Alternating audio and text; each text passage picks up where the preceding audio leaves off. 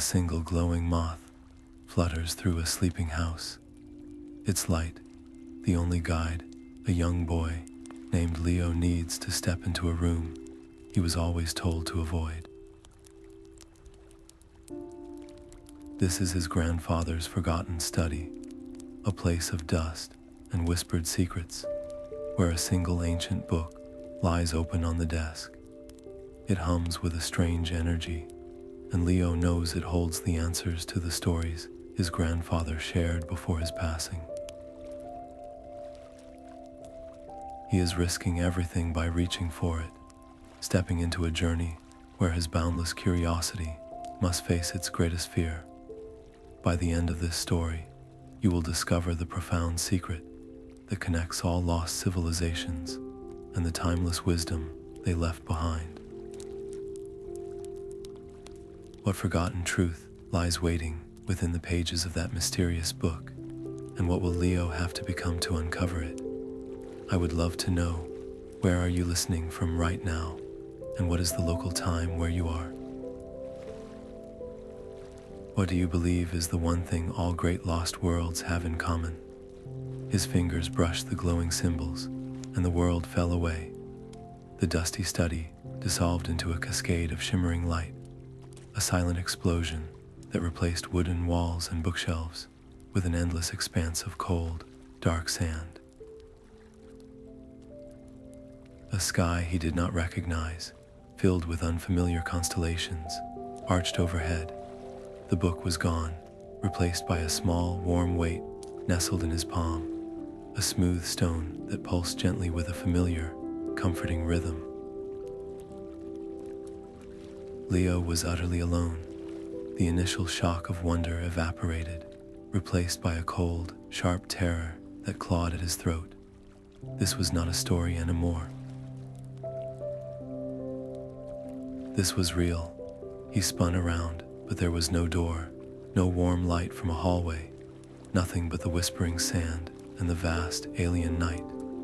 Panic rose, a frantic drumbeat in his chest, telling him to run, to scream, to find a way back to the world he knew. But which way was back? Every direction looked the same. Then a soft glow circled his head, the moth. It fluttered before his eyes, its light a tiny, persistent anchor in the overwhelming emptiness. He had a choice to make. He could give in to the fear, stumble blindly into the desert until he was truly lost, or he could trust this single, fragile guide, the last remnant of his grandfather's world. His survival depended on this decision. Taking a shaky breath, Leo closed his fingers around the warm talisman and forced his feet to move, following the moth's deliberate path into the unknown. With his first tentative steps, the sand beneath his boots shifted and groaned. Something massive and solid was buried just below the surface. The grains slid away to reveal the weathered, stone head of a great Sphinx, its ancient eyes seeming to turn slowly, locking onto him with a silent, stone-carved gaze. The stone gaze of the Sphinx held him frozen, a monumental sentinel rising from the endless dunes. Its massive form, now fully exposed, blocked his path completely, a wall of ancient granite and silent intent. Then a sound began, a low rumble that was not a sound at all, but a vibration that shook the sand at his feet, a voice like continents grinding against one another. It spoke not in a language he knew, but in words that formed directly in his mind. "Three truths I keep," the voice intoned. "I give the first to the rising sun. I offer the second to the traveler when their journey is done. But the third truth I hold close, a secret never sold, for it is woven from the very fabric of the world." What am I? The pressure of the silence that followed was immense, a physical weight on his shoulders. There was no hint, no clue in the impassive stone face. A wrong answer meant being left here, alone in this vastness, forever. Panic whispered for him to just shout anything, to let chance decide his fate. But then he remembered his grandfather's voice, not telling him answers, but teaching him how to listen to the spaces between words, the first truth given to the sun, the second to the traveler, the third, a secret of the world itself. It wasn't a thing, but a process. It was a story. The first telling is at dawn, a new day. The second is a tale shared at a journey's end. But the third story, the truest one, is the one you live, the one that becomes part of you, woven into your own being.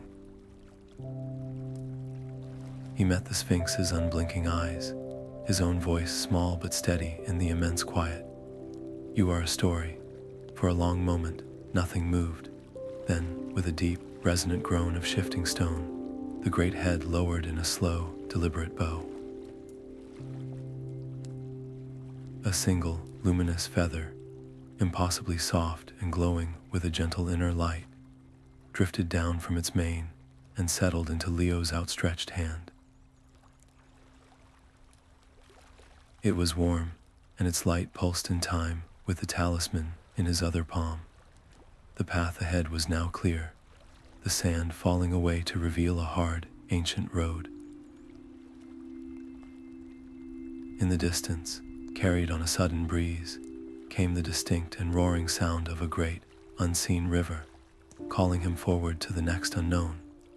The roar of the river grew until it was the only sound in the world, a churning, misty expanse of water, the color of tarnished silver. A ghostly barge, little more than a silhouette of dark wood, slid from the fog, pulled by a figure shrouded in stillness. The ferryman made no sound and offered no greeting, his face hidden within a deep hood, his entire being an embodiment of silent waiting. Leo stood at the water's edge, the talisman in one hand and the Sphinx's luminous feather in the other. They were his only possessions in this strange land, his only proof that any of this was real. The ferryman simply extended a gloved hand, palm up, over the turbulent waters. The demand was wordless but absolute. Payment was required. Panic flickered in Leo's chest.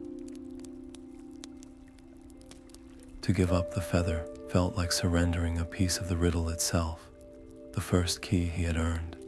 What if he needed it later? What if this was a trick? He clutched it tighter, the soft light pulsing against his fingers. But the ferryman did not move, a patient statue in the swirling mist, and the river offered no other way across. This was not a test of knowledge like the Sphinx, but a test of trust. He had to believe that the value of moving forward was greater than the comfort of holding on.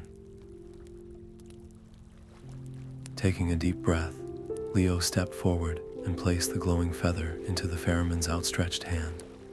The moment he let go, the feather's light dimmed, and the silent figure tucked it away into his robes. With a single, smooth motion, the pole dipped into the water, and the barge shifted, allowing Leo to step aboard. The crossing was a journey through a silent nightmare. The barge slid into the current, and the mist closed in, cold and damp. Then he saw them. Just below the surface, skeletal hands, pale and grasping, reached up from the murky depths. They did not break the water, but traced the path of the barge, fingers flexing as if yearning to pull something, or someone, down into the cold embrace of the river. Leo held his breath, frozen in place, understanding the stakes with a terrible clarity. To fall was to be lost, to become another forgotten soul in this timeless current. The ferryman, however, pulled on, unaffected and unmoved, a guide through this realm of silent longing. He was their keeper, and Leo's offered payment was the only shield that kept those desperate hands at bay. When the barge finally bumped against the far shore, the mist pulled back like a drawn curtain. The skeletal hands vanished into the silver gloom, and the roaring of the river faded into a distant echo. Before him, rising from a wall of emerald green, was a colossal archway of stone, so choked with thick vines and ancient moss, it seemed less built and more grown from the very earth itself.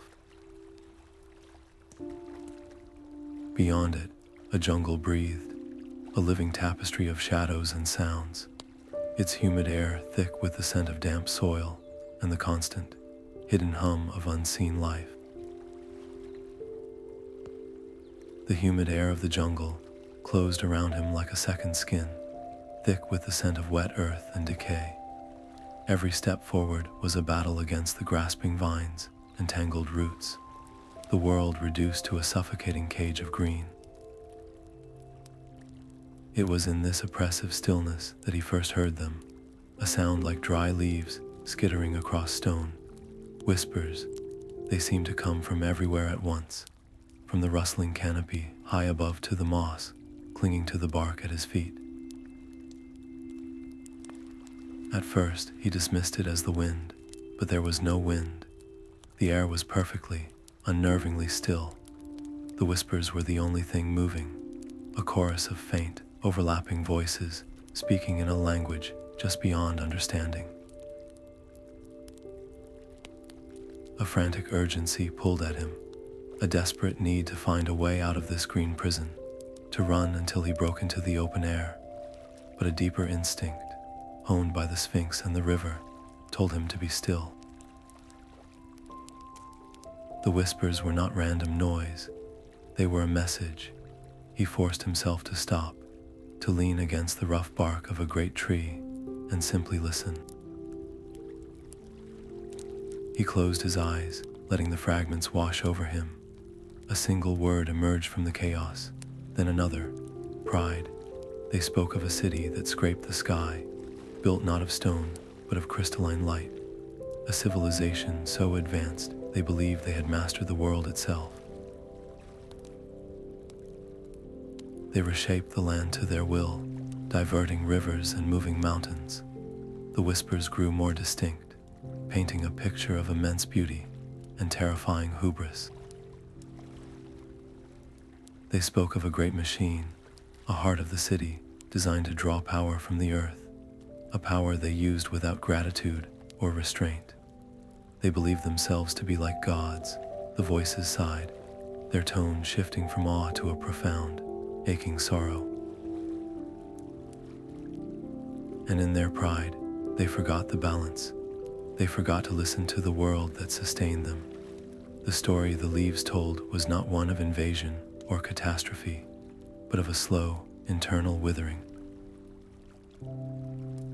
The great machine faltered, the crystalline light dimmed, the life that had flourished around them began to retreat, until the magnificent city was just a silent, empty shell, its glory consumed by the patient, relentless jungle. Leo stood transfixed, the lesson settling deep within him. This was not just a history, it was a warning.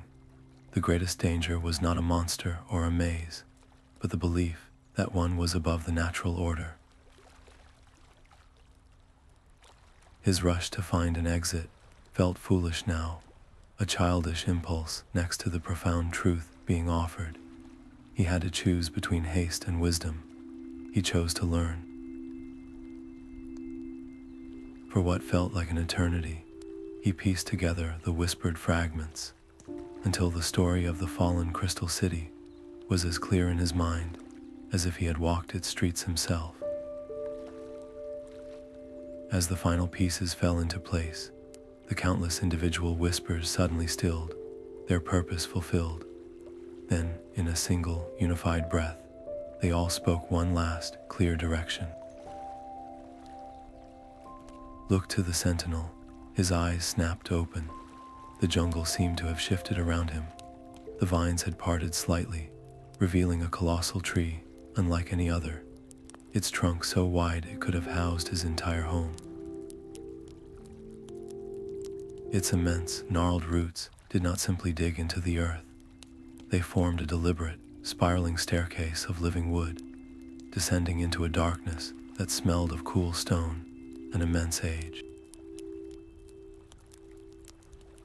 The whispers had not just given him a story, they had given him a path. The spiral staircase of roots led him down into a profound and absolute darkness, the humid warmth of the jungle giving way to a deep, earthy chill. Then, a soft light began to glow from below, growing brighter with each descending step, until he emerged into a cavern of impossible scale. The air itself seemed to hum with a low, crystalline frequency. The walls were not stone, but living crystal, great geodes of amethyst, citrine, and clear quartz that pulsed with an inner luminescence. It was not merely a cave, but a library of light. Within every polished facet, a scene from a bygone era played out in silent, heartbreaking clarity. He saw the crystal city in its prime, its spires catching the light of a sun he had never seen, its people laughing in grand plazas. He saw them at work, their hands moving over consoles of pure energy, their faces alight with the joy of creation. But as he moved deeper into the maze of memory, the scenes began to shift. The laughter faded, replaced by looks of strained concentration and then grim determination. He watched as they built the great machine, a terrifyingly beautiful engine that tapped directly into veins of raw planetary power. He saw the moment the first warning came, a subtle tremor that made the crystal spires chime in discord. The people in the facets did not listen. They saw it not as a plea from the world, but as a problem to be solved with more power, more control. He witnessed their world dimming, the vibrant greens of the jungle receding from their city's edge, the very light in their crystals growing dull. The final scenes were not of fire or collapse, but of a slow, quiet exodus. Families, their faces etched with a deep, uncomprehending sorrow, simply walked away from their magnificent home, vanishing into the waiting embrace of the jungle from which they had once separated themselves. Leo felt their loss as if it were his own, a crushing weight of grief for a people and a beauty he had never known, a desperate urge to shut down, to turn away from this overwhelming sadness, clawed at him.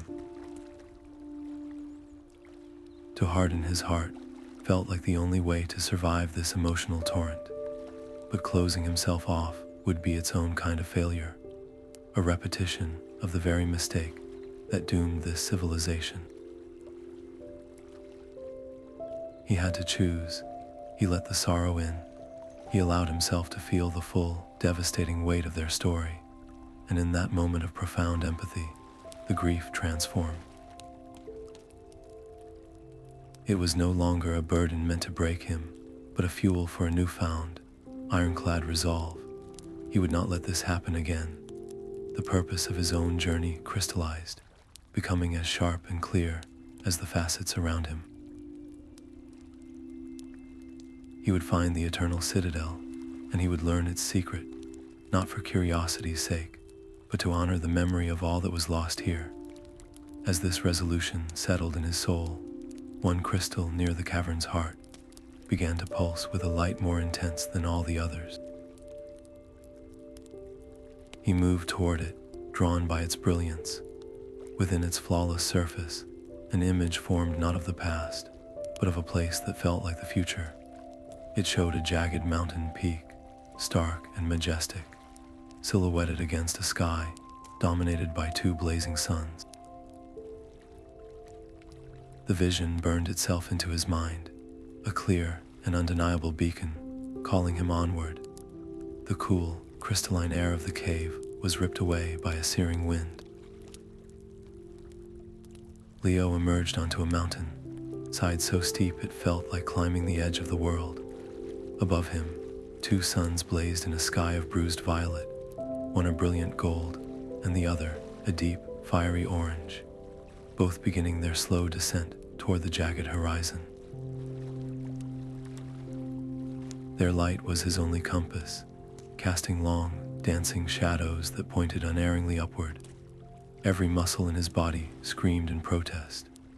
The climb was a brutal test of will against stone, his hands raw and his breath coming in ragged gasps.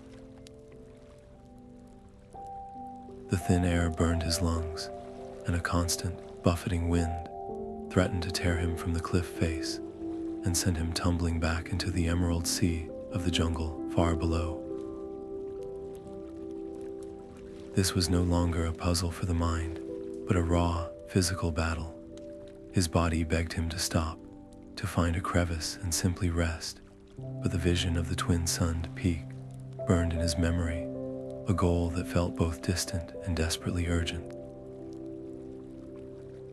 The path forked at a narrow, crumbling ledge. To the right, a longer route switchbacked up the mountain face, a safer but painfully slow ascent. To the left, a terrifyingly narrow spine of rock, slick with wind-blown grit, offered a direct line to the next plateau. It was a gamble with the highest stakes. A misstep on the shortcut meant a fall into the dizzying emptiness, but the safe path could cost him hours, perhaps even the remaining light. With the twin suns bleeding color into the sky, he knew time was a resource he could not afford to waste. Gritting his teeth, he committed to the treacherous spine, placing each foot with agonizing care, his heart hammering against his ribs as the void yawned on either side. The gamble paid off. He scrambled onto the broad plateau and, with a final, exhausting push, hauled himself onto the summit. The view that greeted him stole what little breath he had left. The entire world he had traveled was laid out like a map, woven from light and shadow. Far behind him, he could just make out the silver thread of the great river, and beyond that, the faint, shimmering haze that marked the endless desert. The emerald blanket of the jungle sprawled below, and he traced the path from the cavern of crystals right up the brutal slope he had just conquered. It was all connected, a single, purposeful journey, but his eyes were drawn forward to the landscape that awaited. Below the mountain's far side, stretching to a new horizon, lay a forest of a different kind. The trees were immense, but they were a stark, barren gray, their branches twisted into silent, agonized shapes. They did not sway in the wind, they stood utterly motionless, a vast expanse of petrified giants, frozen in a moment from a forgotten age. The silence of the petrified forest was heavier than any sound he had ever known. It was a deep, muffled quiet that seemed to swallow the very air, leaving him feeling deaf and exposed. Up close, the gray forms were unmistakably not trees. They were colossal figures, warriors and sentinels carved from a single, seamless stone, their features weathered, but their stances still proud and vigilant. They stood in silent, endless ranks, a frozen army waiting for a command that would never come. Every instinct screamed at him to be a ghost, to move with a slowness that defied time itself. He placed each foot with deliberate care, avoiding the carpet of brittle, stone-dust twigs that littered the ground, his entire being focused on the simple, terrifying act of making no noise. For a long while, it worked. He became a part of the silence, a shadow slipping between the unmoving giants. Then, his heel came down on a fragment of petrified wood he had missed. The The crack was like a thunderclap in the suffocating stillness. He froze, his blood turning to ice. Directly to his left, the slow, grinding sound of stone scraping against stone began. The massive head of a nearby guardian, its face a helmet of grim determination, turned with agonizing slowness, its hollow eye sockets pivoting to fix directly upon him. A choice had to be made in that heart-stopping moment, a decision with no right answer. To stand perfectly still was to hope this ancient watcher would mistake him for just another statue, a gamble that felt terrifyingly fragile. To move was to risk another sound, another crack that might be the signal that woke the entire forest. He chose a slow, controlled retreat, easing his weight back, his muscles coiled with tension. Each millimeter of movement was a victory, each silent breath a gift. The guardian did not advance, but its head remained turned, tracking him, a silent promise of the consequences of another mistake. Slipping past the stirring sentinel, he saw it, a break in the oppressive gray ranks. A clearing lay ahead, and from its center, a soft, golden light pulsed gently, a warm and undeniable beacon of sanctuary in that sea of stone and peril. The golden light in the clearing was not a fire, but a living tapestry woven from threads of pure starlight. At its center sat the weaver, a being of such profound calm that the very air around her seemed to settle into a deep and reverent peace. Her fingers moved with a fluid grace, pulling strands of silver and gold from the air itself, intertwining them into a shimmering narrative that told stories of forgotten eras and distant worlds. Leo approached slowly, his heart still thrumming from the Petrified Forest, and asked the question that had burned within him since the desert. Can you help me understand my path? The weaver did not look up, but her hands stilled. With a gentle motion, she drew a new section into her work, and the tapestry shifted. There, woven in starlight, was his own journey. He saw the study, the book, the desert, the Sphinx, the river, the whispering jungle, and the crystal cave. It was all there, a map of his own past. Then the scene shifted further back in time, and his breath caught. A younger man stood in his grandfather's study, his face alight with the same fierce curiosity Leo had always felt. This man, his grandfather, was reaching for the same ancient book. He had been a seeker, too. He had walked this path, or one very much like it, in search of the eternal Citadel. The revelation struck Leo with the force of a physical blow. This was not just his adventure, it was an inheritance. His grandfather's unfinished quest had now become his own, a legacy passed down through silence and mystery. A heavy weight settled on his shoulders. Was this journey truly his own choice, or was he merely following a path laid out for him by a ghost? Did his courage belong to him, or was it just an echo of another man's dream? He had to decide, in that moment, whether to accept this legacy as a burden, or to embrace it as a key to his own identity. To see it as a burden would be to walk in another's shadow, his every step measured against a memory. But to embrace it would be to connect his own story to something far greater, to add his chapter to an ancient and ongoing saga. He looked from the image of his determined grandfather in the tapestry back to his own hands, still raw from the mountain climb. The curiosity that had led him here was his. The fear he had faced was his. The resolve he had forged in the crystal cave was his alone. This legacy was not a cage, but a foundation. "I choose to continue," he said, his voice quiet but firm in the tranquil clearing. The weaver nodded, a faint, knowing smile touching her lips. She gestured to the top of the tapestry, where a new constellation of stars had just finished weaving itself into being. Its pattern pointed unmistakably toward a vast, empty expanse on the fabric, a space waiting to be filled. "Your next step lies across a sea of shifting sands," she whispered, her voice like the rustle of cosmic dust.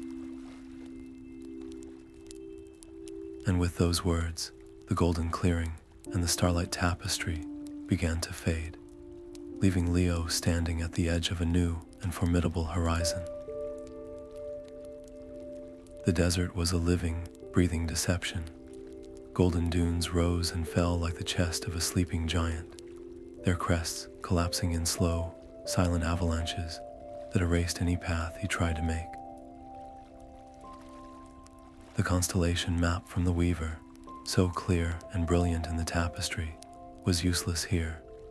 The stars above were fixed, but the ground beneath his feet was a fluid, churning sea. For every 2 steps forward, the sliding sand pulled him 1 step back, his boots sinking deep, his legs burning with a fatigue that seeped into his very bones. The disorientation was a subtle poison. Was that dune the same one he had passed an hour ago? Had the North Star shifted its position, or was it just the dizzying spin of the endless, identical horizon? Panic began as a cold trickle in his mind, the terrifying thought that he was walking in a vast, featureless circle, that his journey would end here, his body and story swallowed by the shifting sands without a trace. Just as despair threatened to take root, his foot struck something unyielding. He dropped to his knees, frantically scooping away the hot, granular flow to reveal a carved stone obelisk, its surface worn smooth by countless sandstorms, but its purpose undeniable. It was a permanent mark in an impermanent world, a choice crystallized in the blistering heat. He could continue to trust the celestial map, a guide from the heavens that felt increasingly abstract and distant, or he could place his faith in this single, grounded anchor. The map represented a grand, cosmic design, but the marker was a testament to a fellow traveler who had come this way before. He chose the stone, pressing his hand against its cool, rough surface. He felt a faint vibration, a hum of stability that resonated deep within him. He followed the direction indicated by a single carved arrow, and with each step, the sand grew firmer, the dunes less steep, until at last his boots crunched on solid, rocky ground. The obelisk had not lied. Before him, the desert ended at the mouth of a narrow, shadowed canyon, and from its depths, carried on a sudden, cool breeze, came the haunting and beautiful sound of a solitary flute. The haunting melody of the flute was his only guide into the canyon's deep shadows. The narrow walls, striated with bands of rust red and ochre, rose like the sides of a colossal, open book, and they did not simply reflect sound, they twisted it. His first footstep, a soft crunch of gravel, echoed back to him as a dozen footsteps, approaching from all sides. A whisper of his own breath returned as a chorus of sibilant hisses.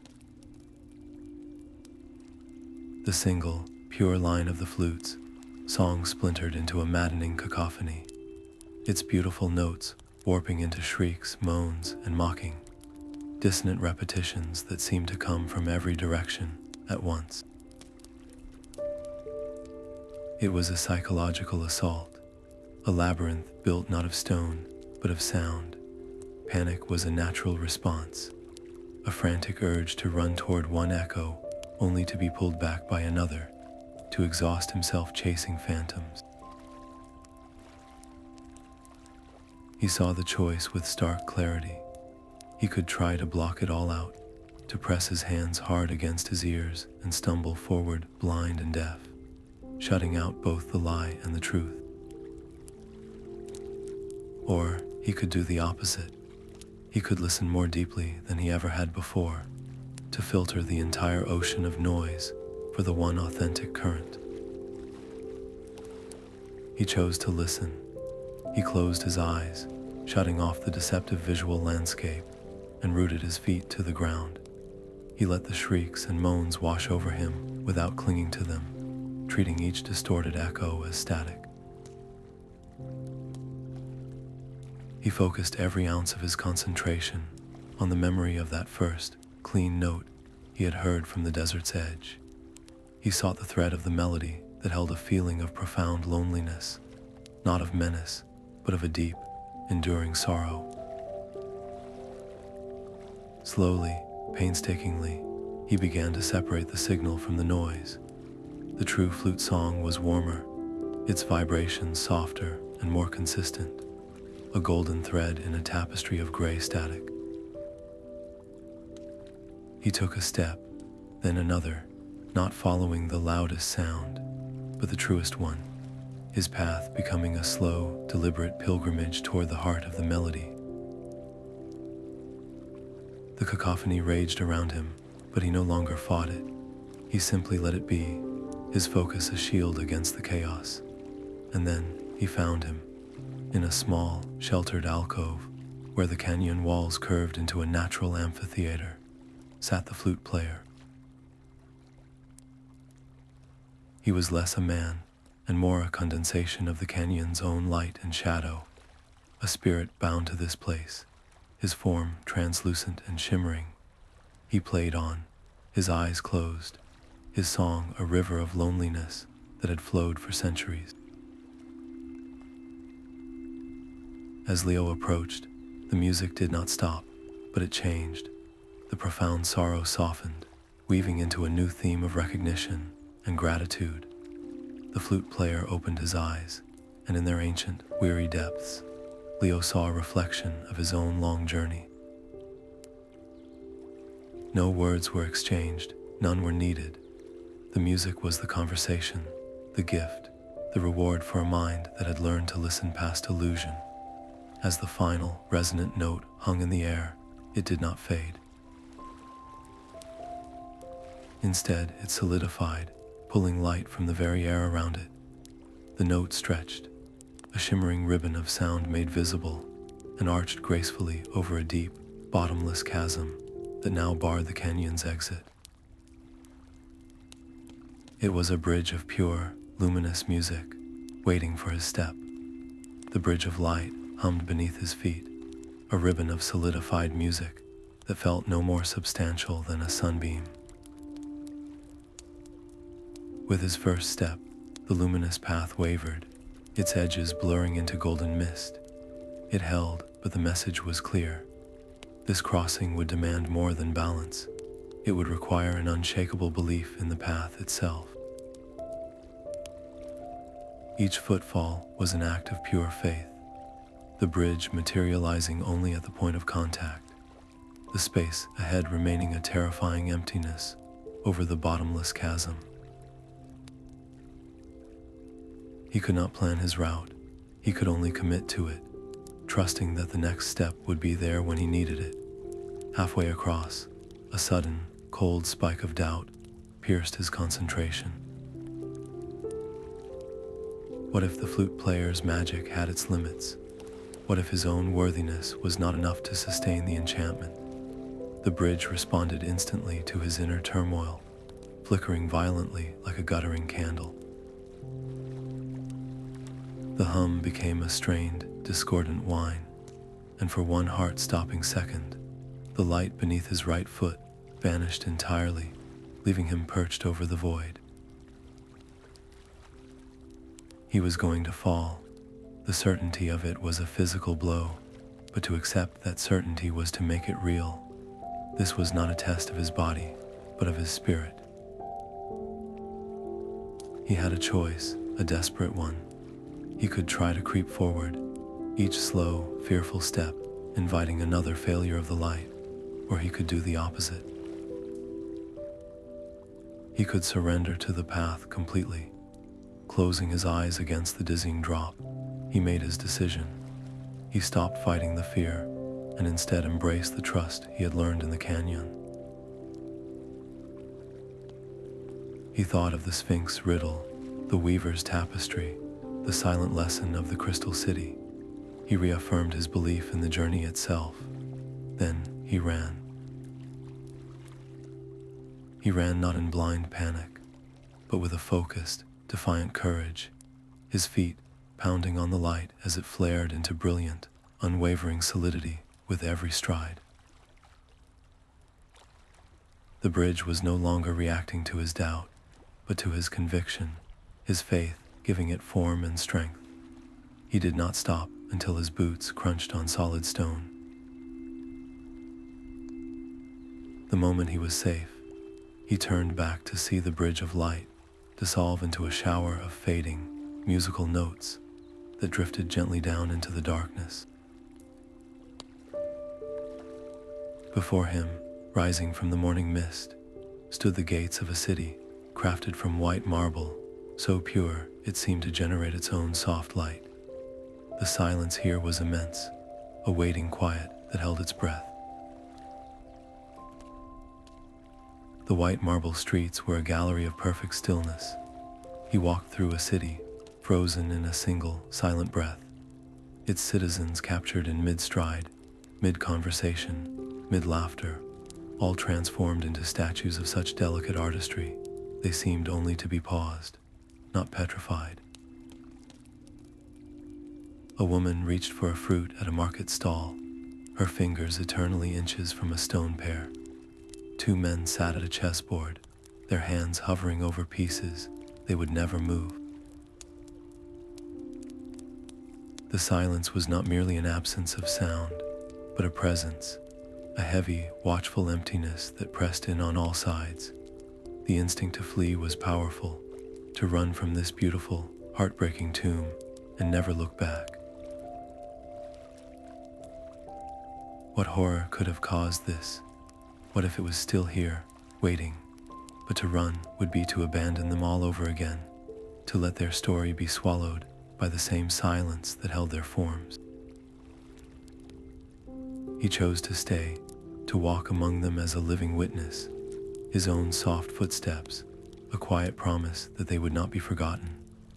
In the vast central plaza, where a great fountain had been stilled to a sculpture of frozen spray, his eyes caught a flicker of motion. A single, simple object rested against the base of the fountain, untouched by the curse of stillness. It was a child's bouncing ball, its colors still bright, its rubber surface yielding softly to his touch. It was an impossibility, a spark of life in a world of stone. This was the clue. He picked it up, and as he did, it slipped from his grasp, bouncing once, twice, then rolling with a cheerful, rhythmic tap-tap down a narrow, shadowed alley he had not noticed. He followed the sound, the only real sound in the entire city, until it led him to a small, hidden courtyard draped in flowering vines. There, perched on the edge of the dry fountain, was a mina bird, its feathers a glossy black, its eyes sharp and intelligent. It tilted its head, and in a voice clear as crystal, it spoke. "You have come far, seeker, and you have chosen to see, not just to look. This city did not fall to war or plague, but to a curse of its own making." They sought perfect order, perfect control, and in doing so, they stilled the very heart of the world around them. The world, in turn, stilled them. I am the last voice here. If you wish to find the Citadel, you must listen. The mina bird's name was Kiko, and its offer was a blade wrapped in silk. "I will guide you to the foot of the eternal Citadel," it said, its voice as clear and sharp as breaking glass. "But my knowledge is not a gift, it is a trade. For each direction, You will give me one of your cherished memories of your grandfather. Leo's heart clenched. His memories were the last private sanctuary he had, the only things the journey had not yet touched. To trade them felt like a betrayal, but the white, silent city around him was a testament to the cost of refusing to move forward. With a voice thick with reluctance, he agreed. The first demand came quickly. Which path leads from this square? Kiko asked. Leo closed his eyes and searched his past, his mind a treasury of moments. He chose one, a simple, golden afternoon in his grandfather's garden, learning the names of the constellations. He offered it up, speaking the memory aloud. As he described the warmth of the sun and the sound of his grandfather's patient voice, the memory didn't just fade, it was neatly excised, leaving a cool, smooth void where warmth had been. In that instant, a section of a far wall, which had appeared solid, shimmered and vanished, revealing a narrow alley leading out of the city. The path was clear, but a part of him was gone. The bargaining continued through a landscape of jagged rock and deep gorges. Each time, they reached an impossible choice between a treacherous bridge and a labyrinth of caves. Kiko would state a new requirement. For each, Leo had to choose: a memory of his grandfather's laughter during a thunderstorm, traded for safe passage across a chasm; the recollection of a secret handshake, given up to reveal a hidden ledge along a cliff face. With every exchange, a physical path materialized, but an emotional anchor was severed. He felt himself becoming lighter, emptier, as if his very history was being carved away to pave the road beneath his feet. The conflict was a constant, quiet agony, his love for the man warring with his need to fulfill the man's own quest. He began to deliberate over which memories to sacrifice, the process itself a kind of torture. Was the memory of a birthday more precious than the memory of a quiet evening by the fire? Which story defined their bond more deeply? He was not just losing the past, he was actively curating its erosion, deciding which pieces of his own soul were expendable for the sake of progress. The sacrifices hollowed him out, making each step forward feel less like a triumph and more like a retreat. Yet, they also propelled him with a terrible efficiency, the escalating personal cost forging a grim and singular determination. After the final trade, a memory of his grandfather's hands fixing a broken toy, a profound stillness settled over Leo. The emotional well felt nearly dry. Kiko, now perched on his shoulder, gave a soft chirp. The path is paid, it said. Look. Before them, a sheer cliff face of black rock rose to meet the sky, an unbroken wall of stone. But as Leo watched, a vertical seam appeared in the granite, and with a deep, resonant groan that sounded like the earth itself waking, a massive, hidden door swung inward, revealing an entrance into the heart of the mountain. The air inside the mountain was thick and warm, tasting of wet stone and something ancient. The door sealed behind him with a final, echoing thud, leaving him in near total darkness, broken only by the faint, pulsating glow of strange fungi that clung to the walls like a constellation of soft, blue-green stars. A deep, rhythmic humming vibrated through the soles of his boots, a resonance so profound it felt less like a sound and more like the planet's own slow, steady heartbeat. This was no simple cave. It was a living labyrinth. Geothermal vents hissed, sending plumes of scalding steam into the passageways without warning, their locations marked only by a sudden, damp heat and a sharp, sulfurous tang. The ground was a treacherous puzzle of unstable rock shelves and brittle, crystalline formations that splintered under his weight. Every step was a choice between a path that promised safer footing but led away from the hum, and one that drew him closer to the source through a gauntlet of environmental dangers. The pull of the sound was undeniable, a magnetic call that resonated in his own chest, but to follow it blindly was to risk a misstep into boiling water or a fall through a fragile crust. He had to move with a hunter's patience, his ears and the subtle vibrations in the stone his only true guides. The passage finally opened into a cavern, so vast its ceiling was lost in a haze of shimmering heat and mineral light. And there, suspended in the very center by thick, root-like veins of glowing crystal, was the source of the world's pulse. It was a massive, multifaceted heart, larger than his grandfather's entire house, carved from a single, impossibly clear gemstone. Within its depths, rivers of liquid light swirled in time with a powerful, rhythmic hum, each pulse sending waves of energy through the crystal veins that spider-webbed out into the mountain itself.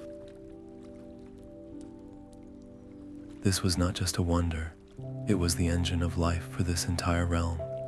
He stood at the edge, the heat of the raw power washing over him. A primal instinct screamed for caution, to observe this magnificent force from a safe distance, to treat it as a relic in a museum. But another, deeper part of him understood that to only observe was to remain a visitor, a ghost in a world that demanded participation. The choice was clear. He could honor the mystery by keeping his distance, or he could seek to understand it by becoming part of it, if only for a moment. His decision was quiet and absolute. He stepped forward, reached out, and placed his palm flat against the warm, smooth surface of the crystalline heart. The effect was instantaneous and overwhelming. It was not a shock, but a surge, a torrent of pure, undiluted life that flooded into him. It was the memory of the first leaf unfurling in the jungle, the patient erosion of a canyon by a single drop of water, the silent, steadfast vigil of the Petrified Forest. It was a purpose, vast and ancient, flowing into the hollow spaces left by his sacrificed memories and filling them with something new, something far greater than himself. In that single, transcendent moment, he was no longer just an observer of this world's magic. He had become a part of its continuous, breathing story. As the surge of energy subsided, leaving him trembling but profoundly clear, the great heart pulsed once, with a light so brilliant it illuminated every corner of the cavern. The light focused, sharpening into a single beam that fell upon a section of the far wall, revealing a narrow, ascending passage he had not seen, carved straight up through the rock. From its dark mouth, a cold, sharp wind blew down, carrying with it the unmistakable, clean scent of snow. The cold wind carried the scent of ancient ice as he stepped from the mountain's heart onto a vast, blue glacier. It was not a field of white, but a deep, translucent azure, a frozen river that seemed to glow from within. The surface was not merely slick, it was a flawless liquid mirror, reflecting not the sky above, but something else entirely. He looked down and did not see his own tired face, staring back.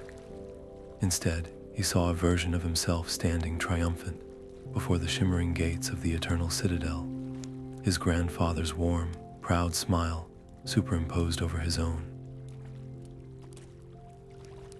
The vision was so vivid, so filled with a profound sense of completion and joy, that it stole his breath.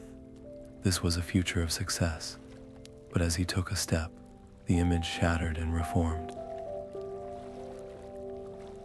Now he saw himself lost and broken, wandering in endless gray plain, the talisman in his hand dark and cold, his eyes empty of all hope.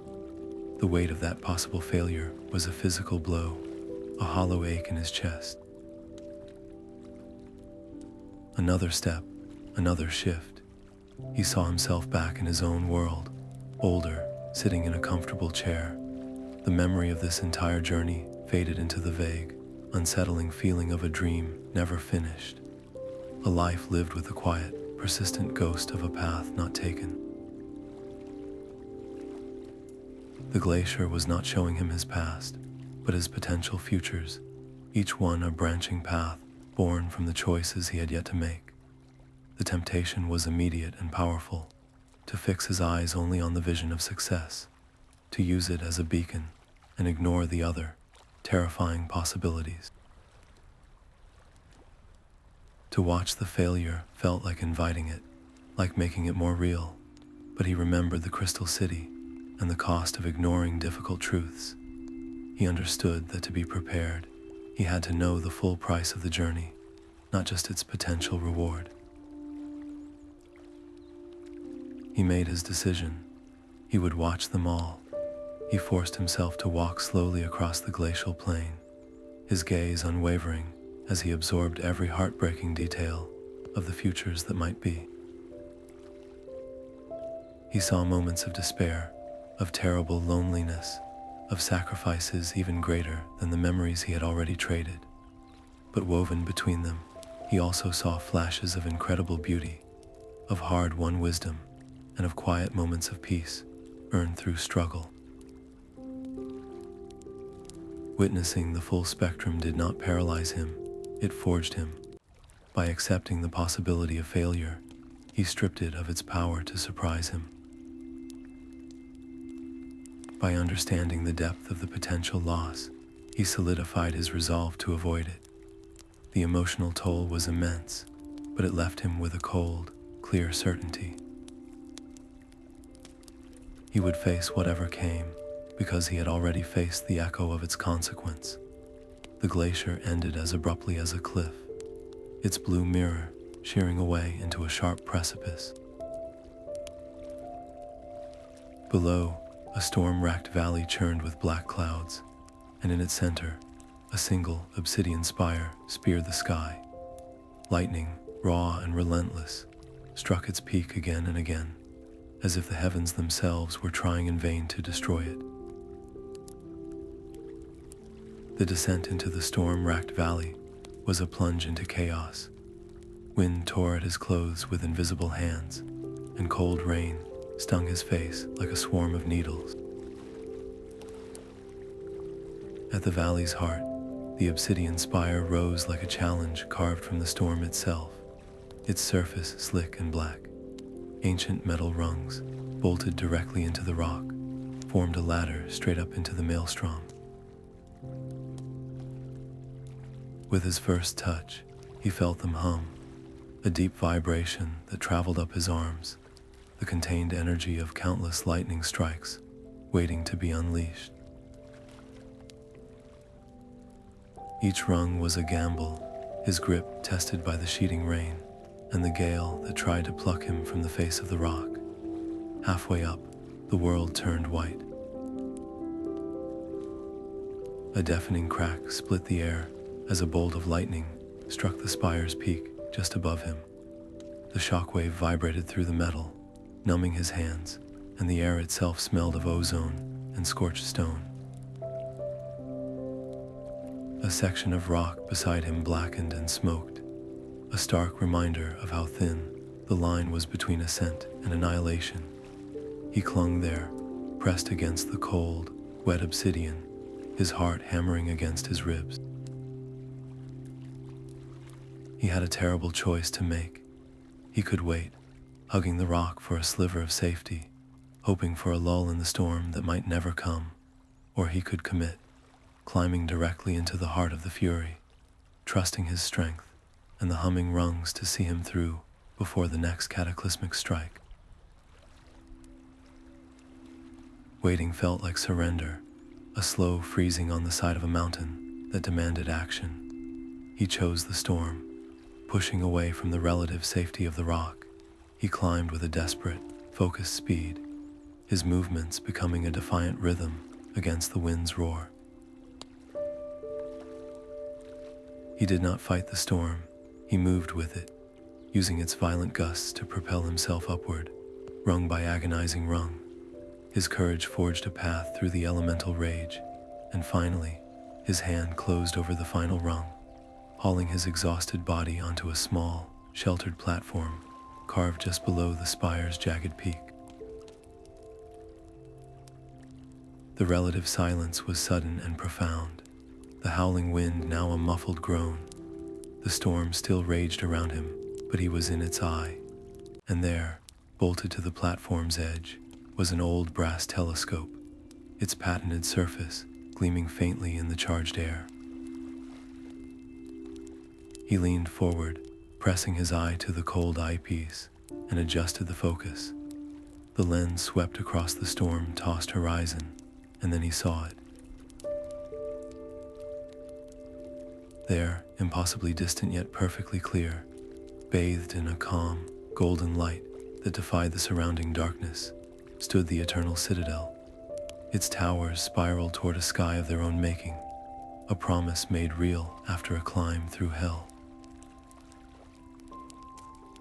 The path from the Storm-Racked Spire stretched across a wide, featureless plain, the eternal Citadel glowing like a distant star at its far edge.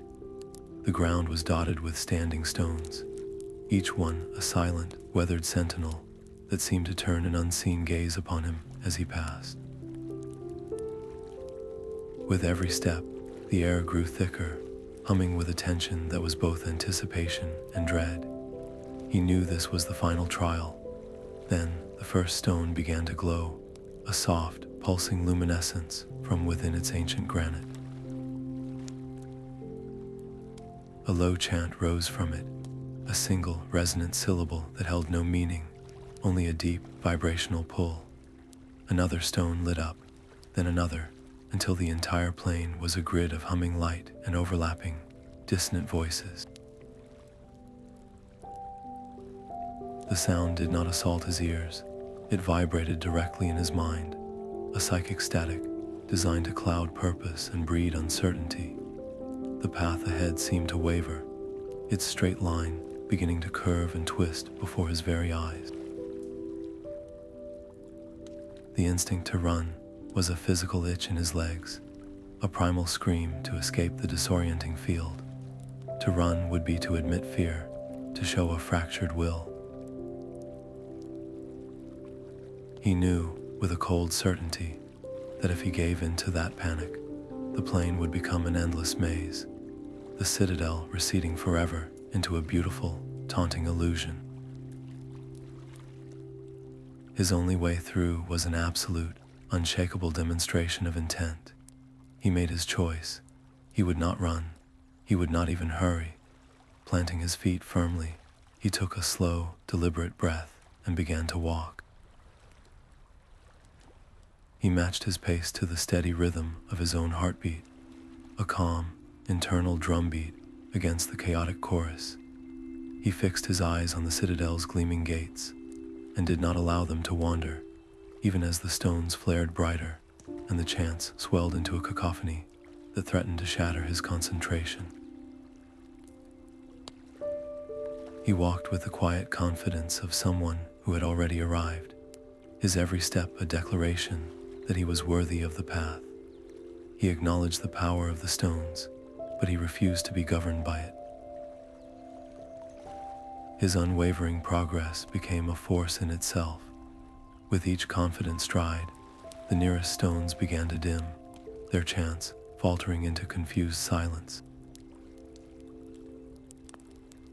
The twisting, illusory path ahead shuddered, and then snapped back into a clean, straight line, shorter now, as if his steadfastness was physically pulling his goal closer. What began as a cautious walk escalated into a triumphant march, the silent, darkened stones falling away like defeated guardians on either side of him. The magnificent gate of the eternal citadel, crafted from pearl and gold, now stood directly before him, immense and utterly silent. As he took his final step onto its threshold, the great gate swung inward without a sound, welcoming him into the heart of the mystery. The hall stretched into an impossible distance, a silent forest of stone. Countless statues stood in perfect rows, their faces weathered by time, yet etched with the same determined curiosity that had driven him across deserts and through storms. These were the seekers, all those who had come before him, each one a testament to the enduring human need to find answers. His heart hammered against his ribs as he walked the endless aisles, his eyes scanning the frozen faces for the one he knew best. The pressure of their collective gaze was immense, a weight of history and expectation. Finding his grandfather was not just a reunion, it was the key that would unlock the final door. Then he saw him, carved from a warm, honey-colored marble. The statue captured his grandfather, not as the old man he remembered, but in the prime of his own quest, his face alight with that familiar, fierce intelligence. Leo reached out, his fingers brushing the cold stone of the hand. The moment he made contact, a soft, golden light bloomed within the statue. The marble warmed beneath his touch, and the stone eyes shifted, focusing on him with a profound and living love. "My boy," a voice whispered, not in the air, but directly into his spirit, a sound woven from memory and starlight. "You have come so far." The joy of seeing him, even as an echo, was so sharp it was a physical ache, a warmth that spread through his chest. But it was instantly tempered by a crushing sorrow, the finality of this fleeting goodbye. The spirit's message was not a complex riddle or a hidden map. It was simple, deceptively so. The Citadel's heart answers only to a pure heart. Then, the light within the statue began to fade, the warmth receding back into unfeeling stone.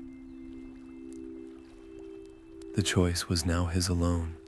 Did his grandfather mean a literal, physical heart, some last artifact he had to find? Or was this a truth about his own spirit, a final test of the intentions that had carried him here?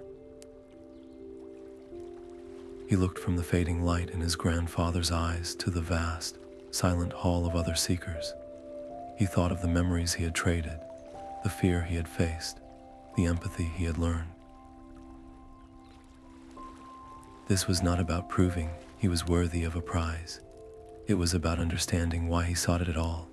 He chose the metaphor. A pure heart was not one without flaw or fear, but one whose intentions were selfless, whose quest was for understanding, not for glory. It was a heart that had learned to listen, to grieve, to trust, and to persevere not for itself, but for the legacy of all those who had been lost. As this realization settled deep within him, his grandfather's statue made one last, slow movement. Its stone hand lifted, not in a wave, but in a deliberate gesture of pointing, directing his gaze to the far end of the immense hall. There, where no grand archway stood, was a simple, unadorned door. And from the narrow crack beneath it, a soft, impossibly inviting light spilled out onto the floor, waiting. The simple door opened without a sound, revealing a chamber that was perfectly round and utterly silent.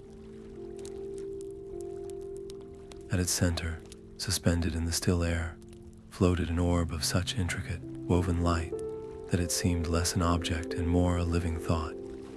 It pulsed with a gentle, rhythmic cadence, and Leo approached it with a reverence born from the entire journey, his footsteps hushed on the cool floor. As he drew near, the orb's light expanded, not to blind him, but to welcome him. Visions bloomed around him, not as distant memories, but as living moments he could step into. He saw the Crystal City, not in its fall, but at the peak of its creativity, its people weaving light into art and song. He felt the deep, communal bond of the petrified city's citizens before their desire for control stilled their hearts. He witnessed the quiet dignity of the jungle civilization as they learned to listen to the whispers of the leaves. Each world was not gone, but preserved here in its essential truth, its beauty and its lessons held safe within this eternal heart.